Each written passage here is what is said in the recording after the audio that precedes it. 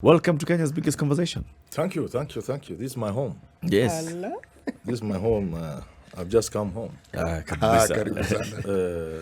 You are where you belong. Yes, this is where I belong. Political analyst, we are going to talk about politics. A lot is happening in the country. Yes. In the last couple of days. So we have seen the consolidation of formations. It's starting to appear to be consolidating. All right. On the one hand, you have URP leading and then pulling in ANC, pulling in Ford Kenya, and they're saying we can also try and bring in. I've seen an article today in the paper saying they're trying to bring in the DP, Democratic Party, into the DP's fold, the Deputy President's fold. Speaker Justin Muturi. On this other side, we are seeing Jubilee, ODM, pulling in One Kenya Alliance, pulling in the other parties, Maendeleo, Chap Chap, Muungano, DAPK, many. And then Kalonzo comes and says, by the way, this talk that we are talking, we are still open to conversations, but there's a document that we signed in 2017 that not even my brothers knew about, but I and my brother Raila knew about. Yeah. What does that do to that dynamic? Well, the thing is just hotting up. The game is starting, The teams are now in the field. And you expect things to happen. Mm-hmm. Yeah. What things? We expect to see things, moves, counter moves, alliances, counter alliances and stuff like that. People joining and almost joining and leaving and changing their mind midway. Up to the 9th of April, when that deadline is supposed to be met, we'll see a lot of things happening. And people just sometimes trying to play hard, but they know where they are going. Yeah. We'll see a lot of this anyway. So essentially, Manyora, what you're saying is that what we are seeing, politicians playing something that they're good at, trying to see where they can best be placed, at the same time negotiating for positions that they think. So all this noise, let me call it noise, that we hear has just that one purpose. Yes. All that and more. Some people will be making noise or demands, asking for the sun, as we are told in the cliche, and aiming for the moon. We shall see all that, but they will also be part of our game, part of our scheme. You do this, you play this way, and then finally you will. But others are also pawns. They think they are playing the game when they're just pawns.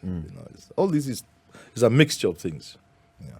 But as you watch, are you able to, right now, as a political analyst, to tell who is a major player, who is a pawn, who is a queen, who is a bishop on this board? Not with certainty, but with some. I can say yes to some point, but I cannot be certain. Let's start with the pawns. Who do you see as the pawns in this particular game as at present? I think, broadly speaking... And these are those that can just be easily dispensed with. Disposable I think, pieces. I think, broadly speaking, if you ask me, this game is between just a couple of Kenyans, about 2-3 of them. And you can throw the rest anywhere. They can be pawns or anything you want to call them.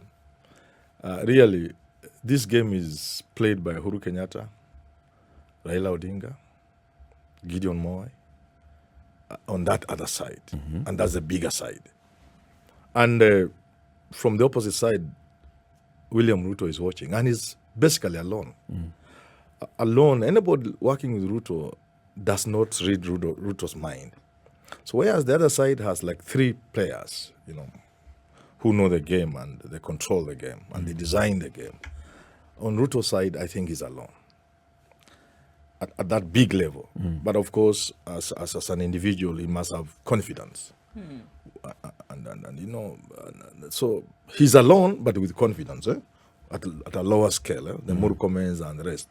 And being a Kalenjin, that really helps them. These are people who keep secrets. You can never know what a Kalenjin is thinking about. Yeah. So what are you saying that Musalia Mudavadi... Yeah, they are just small players. They don't know what's going on. Is that by design? Do you think that he wants to play this as a lone wolf in the game? and Yeah. that he would want you to think that he has alliances or has come together with others, but he's really going after this by himself on his own. Is that by design? It's by design. You know, Ruto has read this game from the word go. I very much doubt that anything has taken Ruto by surprise. That Uhuru has decided to play against him. You think that has surprised Ruto? I don't think so. Unless he's a fool. He must have known from the word go. I knew from the word go. When was the word go? From as early as 2013? 2012, 2013. Uhuru had no intention of being succeeded by Ruto. And Ruto must have known this. Really? How did you know this, Herman? Ruto knew, and some of us would know. How would you? You understand this politics. You understand this game. What were the pointers? Yeah. Teach us. It is just a game. Look here. You know, sometimes I am amused at how people don't see a simple game like this. This is Golmaya FC. So simple. You can predict there'll be a little stone throwing.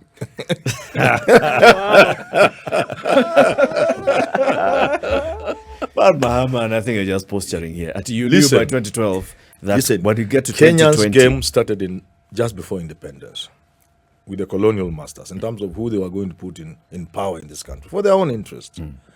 And the Kenyatta took over, and the game has been unfolding. And, differences with Jaramogi Oginga were not by accident. And it's nothing that Jaramogi did to warrant what he received. It was just the game that was being played and put more in place, and who will come, and all this is just a game. I don't even understand why people think Raila outsmarted Moi and that Moi lost in 2002. No, it was a game, it's a script. Prepare Uhuru for the presidency. It's a simple script. Bring in Kibaki as a caretaker president. And this man, as you process the Uhuru Kenyatta, then he's the president of the Republic of Kenya now. Now the game is continuing. Who is the next person in the game? The game is continuing. And Ruto should understand this. now So are you you've saying- landed there. So tell us then the next 15 years. The next 15 years, Yes, I'm how not they a gonna- prophet. Are you No, trying? you No, but know you again. said that everybody knows the game from the Let me beginning. tell Herman. you. So are you essentially saying that Raila Odinga then is a caretaker, would be a caretaker president under the same game You to said it. preparing the next You person said who it. would be coming in? Is For that another, what you're saying? For another You said it. Kenyatta. You said it. There can be nothing else. Raila serves two purposes. One is a caretaker president, same way Kibaki was. And the two, you break the cycle of betrayal. You end the betrayal, where one community in this country feels betrayed and persecuted. The other community has a sense of entitlement. And unless you break that, this country will never move forward. So you come in with a handshake, with BBI, and that serves two purposes. One, to break that cycle of betrayal, to make other Kenyans feel it will not always be the Kikuyus in power and the Kalenjin. So you bring in another person. So that's number one. And number two, you choose a sort of person who will play the Kibaki role, Which is which is what Raila will do, caretaker. caretaker president. You can think otherwise. So in the game plan, after this Raila caretaker presidency, Yes. who then The comes right back? person will take over. And I who don't, that, want to tell people who it is. who would that Oh, be? but They you should know. know. I know. They should know. You can just describe the person.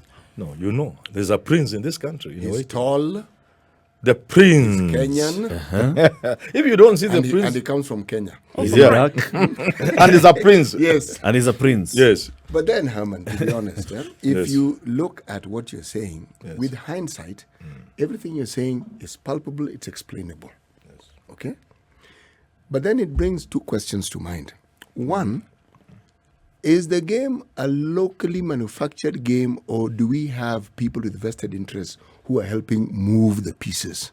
This is a political game. Yes. And the political games are about interests. Yes. And the interests could be local, they could be international, they could be a whole bag of interests. What I'm actually asking is, the real movers and shakers, Yes. in your mind, Yes. is it our locals? And Is locals it- means, or is it other powers that are bringing their influence to external bear forces? on our situation? It depends on how you want to look at it. If you want to look at it in a fairly ordinary way, these are just Kenyans playing the game. But Kenya is part of the international community and must fit within the international capitalist system. No, America would never want, for example, to see Africans or third world leaders who will remove their countries from the suffering they are in. Because if we wake up, then the West will collapse. So it depends on how you want to look at it. At a very ordinary level, these are local players playing local politics. But you can also expand your horizon and look at it as an international arrangement where some countries will have to remain poor for others to be rich. Irrespective of what they do, they will remain poor. Yes. And you're saying that the leadership cannot sort of like sit back and determine a path that they can chart for their people so that the poverty ends. And that this they cannot do unless the so-called bigger powers have a say-so and say, okay, we are going to allow you to unimpoverish your people. Again, depends on the way you are looking at it. If you look at it from using ordinary eyes, which is good, of course, you don't need to stub your brain thinking about big things. They can do so. Presidents are changing their countries. You can see the BRICS, the Asian tigers. You can see the Brazils and the Russia and the rest of this in Turkey. Within that space they are allowed. There's still a lot more you can do. This country, like Kenya, for example, without antagonizing the West and the capitalist system in the world, we can still do leaps. We can go far. We can become a rich country. A powerhouse. A powerhouse. We can improve the lives of Kenyans. But it can only go so far. If you try beyond that, you need to ask Gaddafi. If you were to try beyond that, you need to go and wake up Gaddafi from wherever he is and ask him. Now you understand what I'm talking about. Yes, Gaddafi, how did it go? Ask him. And he'll tell you saw how it went. He'll tell you. Well, this is a man You'll end up in a who culvert. created a utopian state. We can only dream of a country like that, where the citizens of the country enjoy the resources of that country. You come to exploit our oil, and you don't give us pittance in royalties. We do it with you. You bring your technology, we give you the resources. The Libyan people enjoy that. You see? Free education, free housing, employment. And anytime you're not employed, we pay you the rates at which you'll be paid if you are employed. Every citizen. Turning a desert into a green land, with the currency going one-on-one with the dollar, my friend. Where is he? Now you understand what I'm talking about. If I hear you correct, and you can then correct me here, Herman, what you're saying is that there's a game afoot, and this game started even just before independence. Correct. On the leadership of the country, the direction the country takes. Yeah. And there's just a few people who are in control of this game. As it happens in almost every other country. Are they independent Kenyans, or are they also puppets of a certain foreign master? Just going back to what CT was asking. I think I've answered that question. I would say it depends on how you want to look at it. Now, how do you look at To it? what extent, maybe to answer your question, I'll ask you a question in light of what I've explained. To what extent are independent countries independent? We all became independent in the 1960s, many of us, give or take a few years, in the south countries in the southern hemisphere. To what extent are they independent? So you're asking, what did our independence actually mean? What does it mean? Because if to be independent then would mean South Africa has to give land to the blacks, nationalize the resources by way of the mine resources, mine fields and gold mines and diamonds and nationalize. Give land to people. When Mugabe tried, how far did he go? And probably He was turned into a pariah. People were made to believe Mugabe was an animal, when in fact he was doing what every African leader independence is all ought to about. have done after independence. How would you explain yourself as independent in this country? When Samburus in Laikipia are watching their animals die from drought, when foreigners have trucks and trucks of land in the neighborhood, green, in the name of conservancies, some of them owned by people who can't even point at Kenya on the map of Africa. It was given to them, they inherited from their great-grandfathers. If you ask them, where is Kenya? They'll point at Nigeria.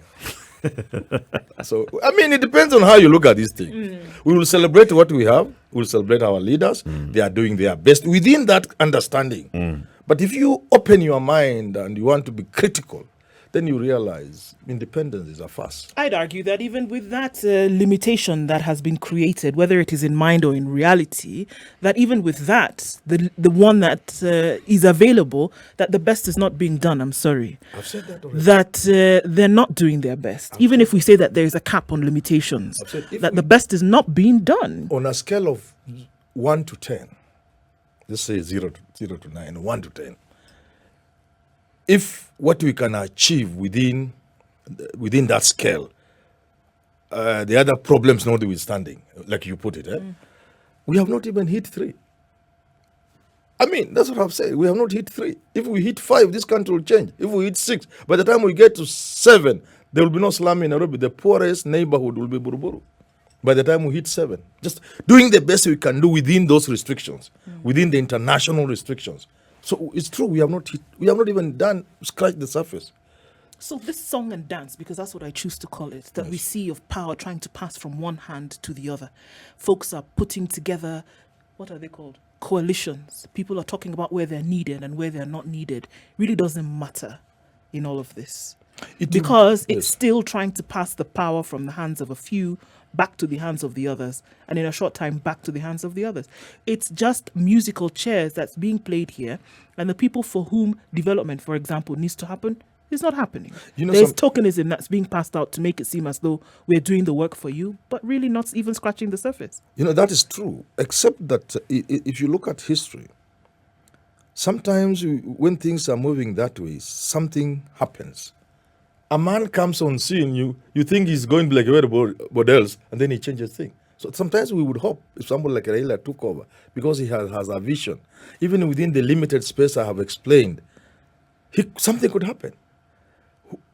Who knew the Soviet Union would collapse?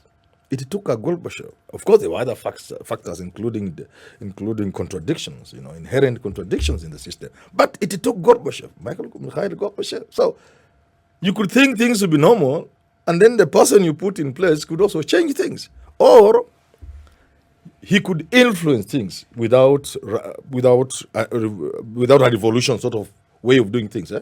We are not saying someone like, for example, Raila takes over and then he decides to kick everybody out and do his thing because he has a vision for the country. He could also do so by merely convincing the people that there's a better way of doing these things, that we can still remain within that orbit but do much better than we are doing today. So there is hope.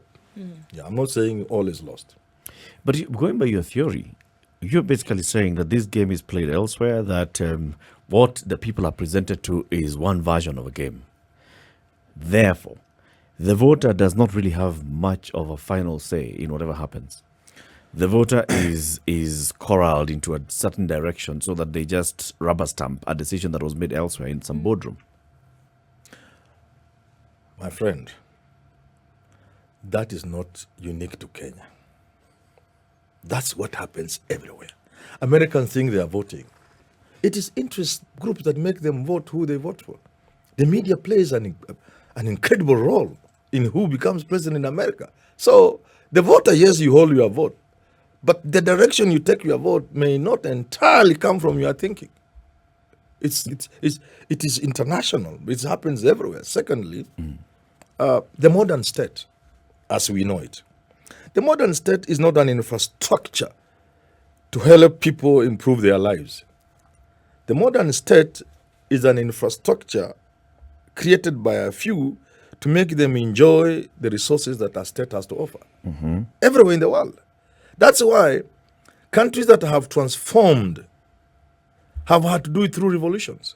So a leader comes up with a vision and sets aside all this nonsense of democracy and how you do things. And it starts a new way. And you have Russia moving from a country fighting on barefoot with a harsh Russian winter to a superpower in a couple of years, not even 10. Actually, about just a couple of years, less than 10. You have all these examples of people who, Castro in Cuba, turning Cuba from a slave island, sugar plantation slave island, to a country threatening the world and leading the world in many things like literacy and medical, pioneering in medicine. And you have only Libya and the rest. If you look at all those that have transformed outside the paradigm that we all know, these are people who don't enjoy the work within the luxuries of order that creates states, modern states. And Spice. It's 24 minutes to 10. Eric Latif, Nduoko, Seti Muga, our guest, Herman Manyora, political analyst, is in the studio with us. You've given us very many things on how you see the game being played. You've told us this game has three main players, several main players. You've said Raila Odinga, President Uhuru Kenyatta. You've mentioned Gideon Moi and said those ones are together. Is Kalonzo Musyoka among them? From afar. Not quite a main player. He's a secondary player. Yeah. Kalonzo is the leader of One Kenya Alliance. But there are so many other leaders. Who says all political party leaders? So He's just one of the party leaders, but an important one. Yeah. what makes you elevate Gideon Moi above Kalonzo Musyoka? I said he's part of the game. He knows what's going on. To put it very simple, a very simple way. So he knows more in this particular game. He's in the design room. While Kalonzo is in the other room. Yeah. But a good player. And then on the other side, you've said it's William Ruto, mainly. Man solo. Mansolo on the other side, and the others are in the other room. Yeah. They also receive instructions. There are several rooms also, several holding rooms. You know, the question that comes to my mind as we think of these rooms and holding rooms is, it's like a club where you require certain qualities for your membership to be guaranteed. Correct. So what would William Ruto need to do, hypothetically speaking, of course, to qualify for membership of this particular? The other room. He has his own big room. Oh, no. Oh, no. He may be on the other side, but if I am to go by what Dr. Manyora is saying, is this. There is only one room, really. And it's that room that determines all these things. Now, if you appear to be in another room, you're allowed to be in the other room so that this image that is supposed to be created, whether it's to give the impression that there's competition, there's fairness, there's democracy, you use whatever word you want. So it is okay. But you are really not, as he calls it, in the design room. So my question is, what does one do to enter the design room?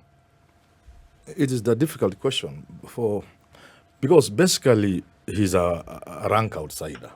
He's a rank outsider. And outsiders are viewed with a lot of Suspicion, scorn, disrespect, derision. People don't think you deserve to be where they are. So there's not much you can do. It's not like a company where if you enter as an intern and then an employee, then you acquit yourself, you show you work hard, you can be made a minority shareholder, become director. It's not that way. It's difficult. But people do go after a long struggle. Like for him, look at Raila, for example. Everybody knows Raila is a tough politician and he deserved these things. And to some people, and many people, I think, he won this thing at least once, or maybe even 3 times, or even twice. Then you must ask yourself, why didn't he go to State House? Why was he turned into somebody like an animal, somebody to be feared and hated, becomes an object of hate, It's because he could not be trusted in the manner you are suggesting. Why is Ruto not being invited inside the room? He was considered an outsider. Yeah, an outsider. So Raila was like that. And until at some point, you have worked until they can trust you with a bit of that. You can have temporal membership, but membership nevertheless. You can have temporal membership, but it's membership. It almost sounds as though you're saying that. I think you actually did say that there are 2-3 people who control the way things happen in this country politically. Not probably. You have cabals who are seated around what would be leadership, what would be governance, the presidency, and it's not just here. Many have said that this happens in other countries around the world. Are you saying that is being replicated here? That there are certain folks who decide how things are going to happen. If you play along, fine, then you'll be let into the room. So that's your golden ticket, playing along with the system. If you don't, then you're in the other room. Is that what we're saying? You could even play well and you are let in, but with a temporal membership. Look at America. There's the system and the deep state that really determines who becomes president and for what reasons and who they can close their eye once in a while. So when people say Obama spoke good English and became president, I just laugh. Because of the dialectics of being the superpower in the world and being unable to do that which even very poor countries have done, countries held under the yoke of religion and culture. When countries under war like Israel have produced a female prime minister, Pakistan, deeply Muslim, India, and the rest. America, the superpower, has not considered a woman. You know those dialectics now. That you talk about democracy in the world and human rights. And you can't put a black man in the presidency. So they open kidogo unaingia. It's not English. No, it is. These things are controlled by systems, my friend. And that is why occasionally the system may be defied successfully. And that would explain if Ruto won. Occasionally systems make mistakes and somebody outsmarts them. It does happen like that. But any system, you work here, this is a system. Any system, you cannot beat it while you are playing from within. Even World Cup, however well we craft our team here, it can never win the World Cup. You get what I'm saying? Olympics, we can never be top on the chart. They will always do things and introduce games where until, a system is never beaten. A system, you evict it through a revolution. So unless you come with a revolution, beating any system anywhere, not political system, even a place of work where you work, you think you'll talk your way into changing things the way they work at the nation media. What is you call what? Standard media. Standard Group. You will not, my friend. You could have very grand ideas. So are you saying But that when you talk, they just laugh. What is this guy talking about? So this thing that we are saying that may not be palatable for a lot of people, whereby a few people are then controlling how things happen. Yes. Then in order to topple it, Yes. you need a revolution. Yes. How does revolution play out? Silent revolution, the big bang revolution that we saw when people were just not accepting things in a manner, Arab Spring kind of thing, what we saw happening in Chile. What are we talking about? It is very difficult. You see, even you talk of Arab Spring, Sudan the other day, Egypt, all those kind of things. A revolution of that nature rarely works. Because you are still playing within the room. You evict the president or somebody, then you begin looking around. So what? You are just useless fellows. You saw what happens in Egypt. The Americans brought back the person they wanted. So beating systems are not easy. You can even shout on the streets, chase the president out of State House. He goes by helicopter. Then you are unable to run the show yourself. The system comes back and controls. It's happening in Sudan before your own eyes. So, like you say, well, it can be silent. But the revolutions that have worked are the sort of revolution that cannot work today in the 21st century. They were disruptive. Yeah, they were disruptive. Seriously and hugely disruptive and costly. They cannot be allowed in the 21st century. So like you say, if it is silent, and that's why I said, a country may be lucky that somebody can go to State House and bring a major difference. It may not be entirely a revolution, but if you look back after 10 years, you wonder, you mean we had all this potential as a country? How? How come we lived a poor life like animals? Like this man has made it possible. This woman has made it possible. Like Deng it is for that Xiaoping reason. did with China. Yeah, it's Chairman Mao dies, Yes. new guy comes and he changes things in a different way, but still operating within. yeah, makes China have trillions of dollars. A serious world power. Yeah, so what is happening is, it is for that reason there are Kenyans, perhaps I may be included, but remotely, not quite directly. There are Kenyans who give Raila a chance. That there is chance if you gave this man, because he has so many ideas, but there have been inhibitions, there have been roadblocks.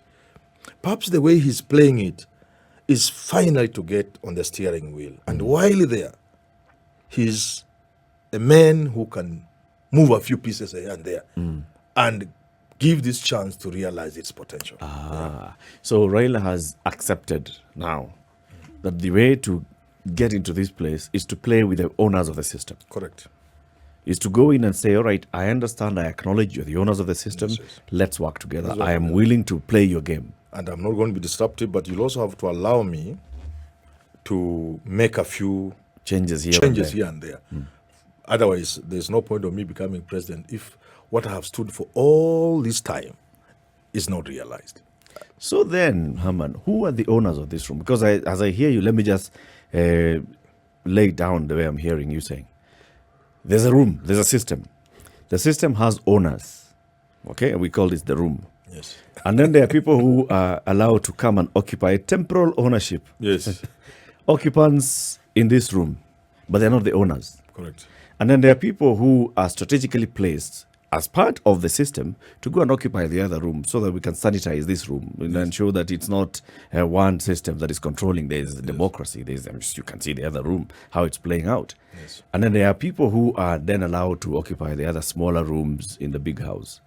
Who are the owners of this room in Kenya? They are not people. They are faceless. Sure. Come on. If we have people who are occupants. Yes. You've told us Raila now this Yes. particular time. Did you see the Anglo-listening faces? Did you see the Anglo-listening faces? Did you see the face? These are faceless people. If Raila is an occupant Yes. of this the main Raila is room, in the room. Who has opened the Raila door for is him in to the- come but in he's in? not the owner. He's not the owner. So- There's, Who's the he's Gideon is there. is he the owner? Uhuru is there. Are they They are owners? not even owners. Okay. And Ruto is on the other side. Yes. He's far from the He's room. not the owner. You see, it is multi-layered. But who could he have been sent there by the owners of the room, just like you're telling us? Yes. 2002, Uhuru Kenyatta was sent to that other room. Yes, it's possible. But the owners of the room knew that Uhuru will move eventually from that room to this room. Yes, it's possible. It's quite possible. You know, And you see, look here. They only have certain interest in mind. You get it?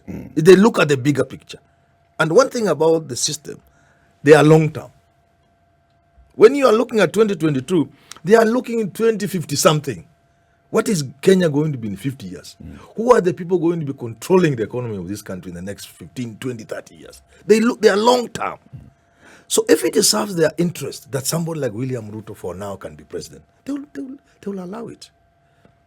They are looking not as at individuals. They are looking at their interests. And this happens in every country, including the Vatican. you know, even as I listen to this, if I was a believer in conspiracy theory, I've just heard one delightful conspiracy theory. Because, namely, nothing is within our control. Other people make these decisions. You're just floating about. And we use the word pawns, we are the pawns who function in it. But when I pause for a second, I realize there's truth to it as well. Because you mentioned China. My favorite story is the one of Singapore. President Lee is the one whose name always comes up, but he wasn't alone. Yes. There were around 6 other people with whom, when they were in Malaysia, they sat and thought and said, we need to bring about change. And what do we need to do? The discipline and the focus that they had, their clarity. But they also had the presence of mind to keep changing. Now, if I had to listen to the discussion, it means, but they were working within the boundaries that would not interfere with the larger picture. Again, I'm looking at what Gorbachev did. What did Gorbachev did? He brought elective politics. He allowed it. Essentially, it's like President Moi allowing multipartyism. Yes. That's what collapsed the system that they had before. But a system collapses, another one comes in. Now, this is my question.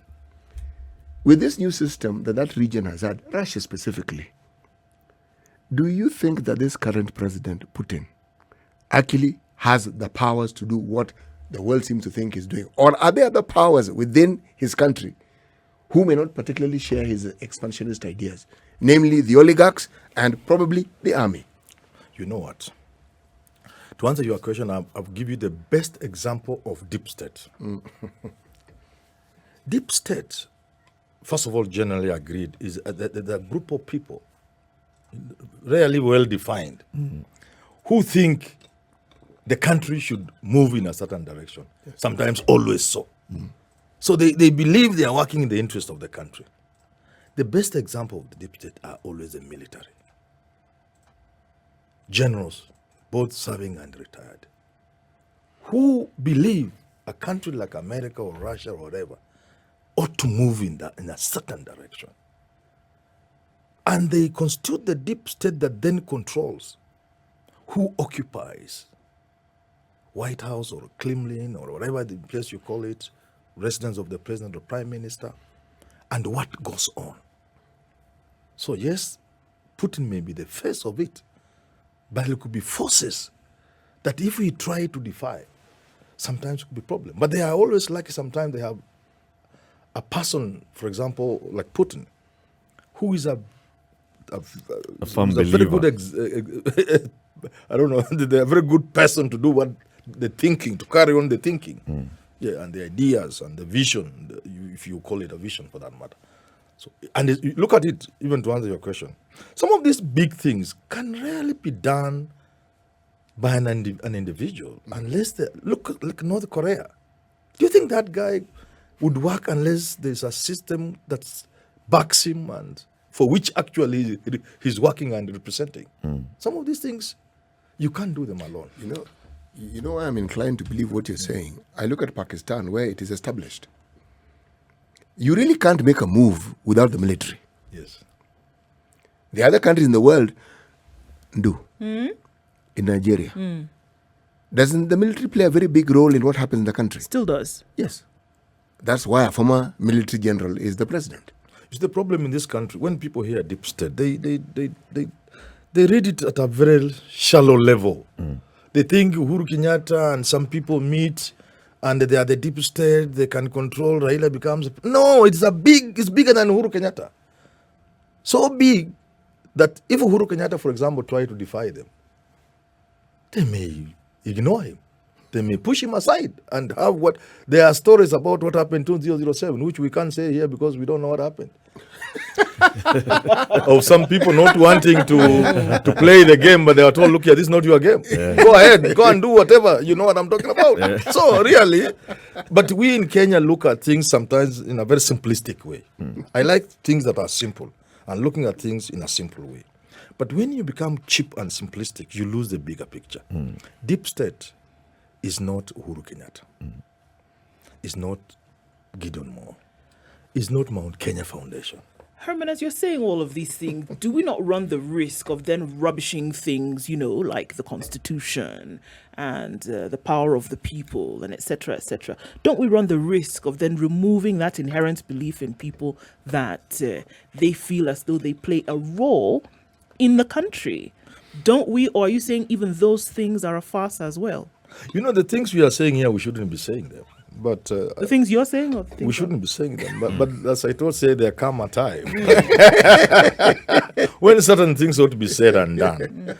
Because we are in a critical period in our country now, some of us must say these things. And we hope the audience is made up of people who can not jump and say, Manyora is saying deep state will give Raila. I'm not saying that at all. But you see people, social media, that's what we're saying. I haven't said that. You see, even as you talk about the Constitution, basically law is subservient to politics. Law serves law is not for you and I. The Constitution is not for you and I. The Constitution is for the owners of the... You're taking away from the very first lines of said Constitution, which starts with "we the people." Where does that Which even people? go? The people is... We the people must be defined well. Right, okay. It must be well defined. If you think you are part of the... I'm we, you are engaging reverse gears back to the... Look at America. Yes. Look at America. We hold this truth to be self-evident.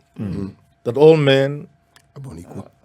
But at the time they are saying that, all men did not include women, did not include black Men, people. yeah. People of color. Slaves. What are we talking about? This, we can be nice and hide in good English and speak well and talk about democracy. But if we were to unpack it, that's a farce. Democracy is just a farce. So this sovereignty thing that we talk about, It's just a farce. it's a farce. Yeah. This thing that we say the Constitution, it's not serving us. It's serving a certain group. Oh, of course. Actually, But then we also Across the say world. that a constitution is actually created to create that balance between safeguard the people. the leaders and the citizens. Basically, all But this, you're saying that a constitution is mostly for the leaders on how the leaders will govern their citizens. he said it, that to create a semblance of competition, for societal equilibrium and balance. And, when you get a sense that at one time we are doing well, anybody can win an election, the people are at the heart of everything, in Mchezo too. There's nothing like that. One could argue that actually is a really cynical perspective, because it's like saying the Constitution is to make you feel good and to make you feel that you actually have rights which you don't really have. and to give you freedoms that you actually don't have. Let me give you a very good example. Muga. Yes. And you know you owe me something, eh? I do. You do that. Now, let her not know why. Now, Yes. look at America. If you put up a state and an infrastructure of government to serve the people of America, would we have the kind of poverty we have in America? America has enough money to make every American live comfortable life. Do they all live a comfortable life? No, they Nope. don't. Does America give free medical care to its citizens? No, it doesn't. No. Can they afford it? Yes. Not Can all. it even have an impact, a negative impact on their exchequer or the treasury? No, Can it mean anything? Can it do some small dent? Can it even scratch the American riches? Nope. Why are they not being given the medical? Even in your own country here, why would the people in the 21st century live in Kibra? You think Uhuru, but Uhuru is flying, he's seeing Kibra. Raila knows there's Kawangware. Ruto knows there's Huruma in Eldoret. Do they have it in their thinking and their design and manifestos and policy and vision? If Manyora became president today, if I become president, let me be a little better. If I become president today, in 5 years, there will be no slum in Nairobi. The slum will be Burbur. 5-10 years. Will the deep state So there'll allow still you? be a slum. Now, the And, only thing is, will the deep state allow Allow- me? And I'll try, because at my age, I don't care even if you take me. Even if you take me, I don't care. You have But I'll very- try. You have very cynical views of this country. Oh, no, I of global politics, Manyora. It's not cynical. There are people you You can... call that reality. That's the reality. You see, there are times when we can talk nice and speak good English and glorify democracy and our leaders. But sometimes God has endowed me with a brain. Sometimes I should be able to use that brain to say, look here, this is the truth. The truth is, this is just a game. At the very best, it's a game between our leaders as we cheer them, thinking there's competition among them, when really there is rarely competition. The kind of competition we have now between Ruto and Raila and Uhuru has not been here since the days of Jaramogi perhaps and Kenyatta. All these others have just been the same side, different sides of the same coin. You know what we're going to do, Herman? Yes. We'll invite you another time Please do. and let's open up the conversation. At that time, you invite me, let's talk normal politics, Yes. simple politics, Simple of politics. coalitions. This is an excellent background from which to actually launch that. This- Yes, Same now we shall politics. now talk kawaida. So we can hear what the people think. Well, how many people actually agree with you and they see the things the way you're saying you're seeing them? But we thank you very much for joining us. Thank you. Your first time, not your last time in the Situation Room. It cannot be allowed to be the last. Keep it here for more coming up in other hours during the day. It's SpiceFM. Remember, tomorrow, the 3rd day of March, is the day the Magical Kenya Open kicks off at the Muthaiga Country Club. It's the Magical Kenya Open presented by APSA, returning to the historic country club tomorrow. APSA Bank announced a 56 million shilling sponsorship deal, marking the 11th year that APSA is sponsoring the international tournament, part of the European Tour. We'll be telling you all about it in coming days. Thank you very much for tuning in to Kenya's biggest conversation. City, goodbye with the proverb. Suffering in search of truth gives true meaning to the truth. Herman Manyora is suffering. In search of the truth. In search of the truth. Wonderful, wonderful, wonderful. Keep it here for more. Thank you very much for tuning in to Kenya's biggest conversation. Join us again tomorrow morning, 6 a.m. to 10 a.m. Eric Latif, Nduoko, City Muga, and Herman Manyora.